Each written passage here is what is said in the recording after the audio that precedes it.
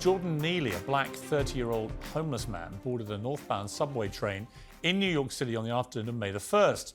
What happened next has shocked and bitterly divided America, because after making threatening movements and noises, saying he was prepared to kill himself, he was then held in a chokehold by another passenger, helped by two others. The passenger was an ex-Marine. The footage, I have to warn you, is quite distressing.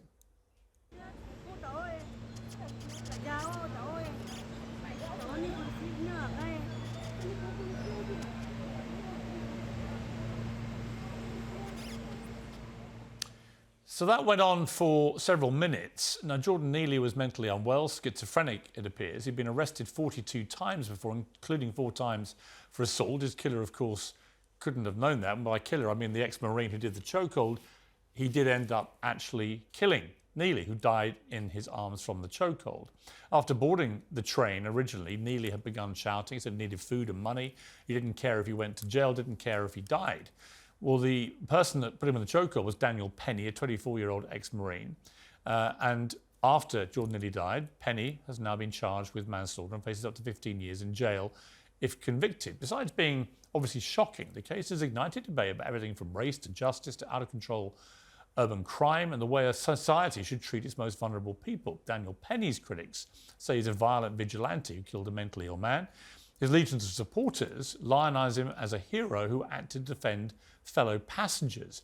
More than $2.6 million has now been donated to aid his defence. Well, joining me is a Talk TV contributor, Esther Krakow, Black Lives Matter organiser, activist Iman Ayton, the Professor of Race Relations at the University of Pennsylvania, Chad Dion Lasseter, and from New York, I'm still with Tyrus, the Fox News contributor and former bodyguard. Chad, what do you feel about this story? Where do you come at this story from? I think, Piers, that it's both and. On one level, we want individuals who are on subways to be secure, to feel safe, whether they're commuting into work, commuting home, or just catching public transportation. The other aspect is the way that we sometimes have individuals who engage in white vigilantism with regards to black bodies. A lot of things come to mind for me. One, this was a person that was in distress.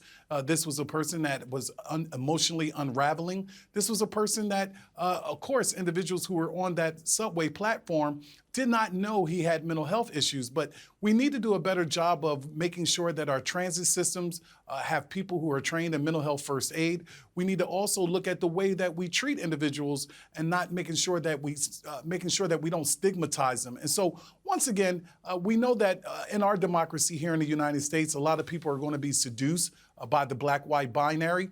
A chokehold is a very dangerous tactic. So for this ex-Marine, he's trained in skills and techniques on how to de-escalate certain conflicts that may arise. OK, we've got Tyrus back, I think.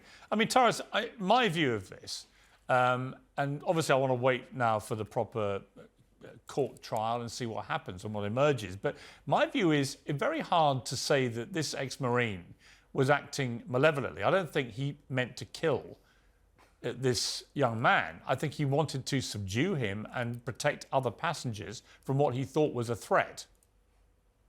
Well, no, he was a threat. And first of all, you don't want to see anyone lose their life. That part is tragic. But let's not forget where this took place and what's been going on in the subways in New York City and a lot of the cities across this country. Our police departments are defunded, devalued. Our criminal element is emboldened. They understand now that they can do things, and they're not going to be kept in jail. There's no cash bail. Guys are released within the hour. And then, of course, you have the spin. Unfortunately, the reason why this is such a big case is the worst part. Had this Marine been a man of color who was the one who had him in the chokehold, we wouldn't even be having this conversation right now.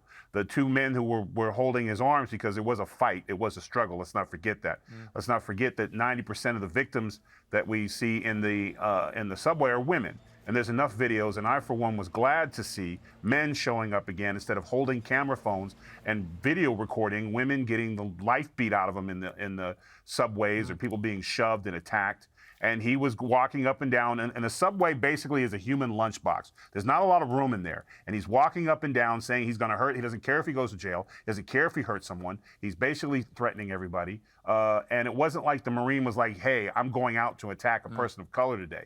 He was a citizen who had enough. And so is everybody in the subway a co-conspirator? Right. I mean, it's a good question. Well, let me go to Iman. I mean, it is an emotive one. Nobody wanted this person to die, but nor did those passengers want to feel threatened by what he was doing before that. And the Marine, I think, was trying to do the right thing by executing something he was able to do from his training. Well, irrespective of intent, if your actions result in death, then you should be charged, irrespective of the intent. And the charge will determine the level of intent. So I think it's safe to say someone died. So therefore, they should be charged. If you were on a train here, we call it the tube here, the subway. If you were on one and somebody got on and was threatening people and talking about, I don't care if I die, and talking about bullets and so on, and somebody stepped in, of any colour, and stepped in to hold them back and protect you and other passengers, what would you feel? Well, it comes down to two things. I want to connect the two things. Firstly, he's a Marine. He is trained to kill, and he should understand reasonable force. In that instant, he didn't, so therefore he needs to be held to account. In terms of vigilantism, for me personally, I believe it's stepping stones to anarchy. So there's a fine line between stepping in to do the right thing and killing someone. Okay, this is what we're talking about. I do think here. something we have to bear in mind is this man has been homeless for a decade. He's struggled with mental health issues. He's been in and out of prison for 42 times.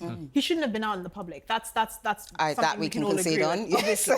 But also, I'm also thinking, this is someone who's clearly unhealthy. If you're struggling with a mental health condition and you've been in and out of prison and you're homeless, your physical constitution is not as strong as it would be. So there's an argument to say that while the Marine executed this move in the way that he knows how, he was probably dealing with someone who was weaker, who was less healthy. He might have used exerted force on someone who wasn't built to do that. But there's that argument, because if he's doing it on someone that he thinks is of a certain stature. But he's a Marine. Yes, he's a Marine. But bear in mind, Iman, bear in mind.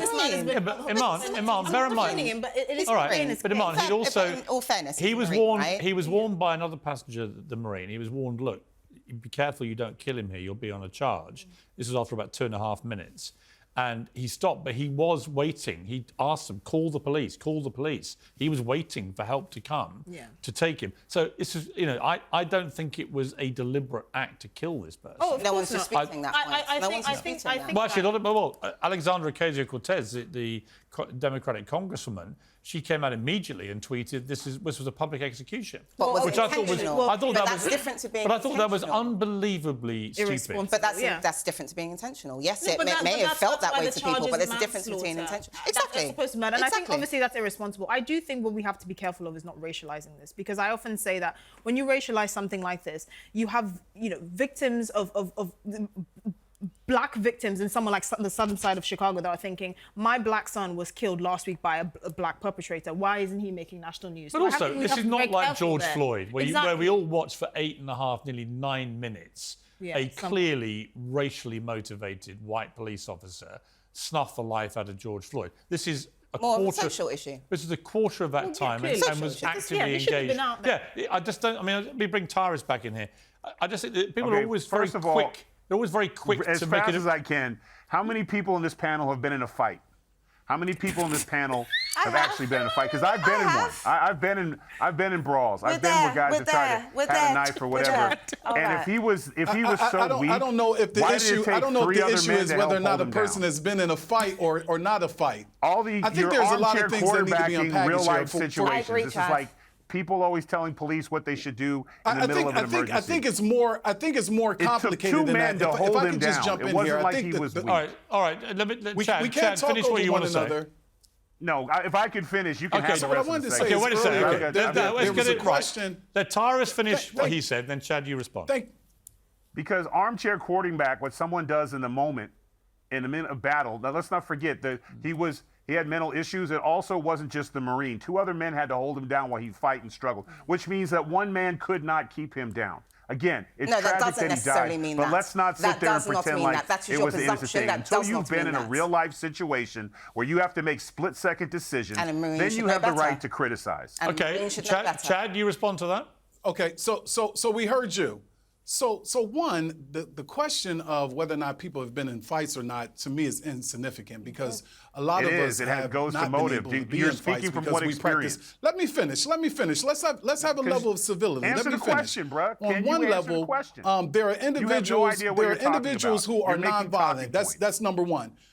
Individuals who are nonviolent and they practice nonviolence, that's number one. Number two, it doesn't matter what the data is as it relates to how many times he could be arrested. It could be an individual that's dressed like me or a number of us that are on this panel who could be in distress because of a trigger, because of vicarious traumatization, because of a form of post-traumatic stress disorder. And We're so supposed to know the that issue in the is we subway? need to make sure that our transportation centers, mental health first aid can help people with that. And once again, it's a structural thing. From a structural standpoint, from a macro standpoint, we want people to be safe. We want to make sure that it's not over surveillance of a police state, which New York is. We want to be able to have transit people in place and professionals, community interventionists, nurse practitioners, social workers, that if something happens, we want to make sure that we call the We proper do, but the person. truth is, The a lot other of thing, too, is New that- Yorkers. The truth is, a lot of New Yorkers do not feel safe on the subway with good reason. So do you want to kill them? this, well, no, I I don't live think in any. Philadelphia. just A lot kill of No us one don't should feel be safe in unnecessarily Philadelphia. killed, but they But should you don't also be choke a protected. person. People should be able to use the subway safely, With and that is at balance. the centre of this. I've got to leave it there. Taris, thank you for Always a straddling, pleasure, Piers. straddling so You're the many debate divides. I appreciate it. Chad, thank you very much. Oh, I don't care.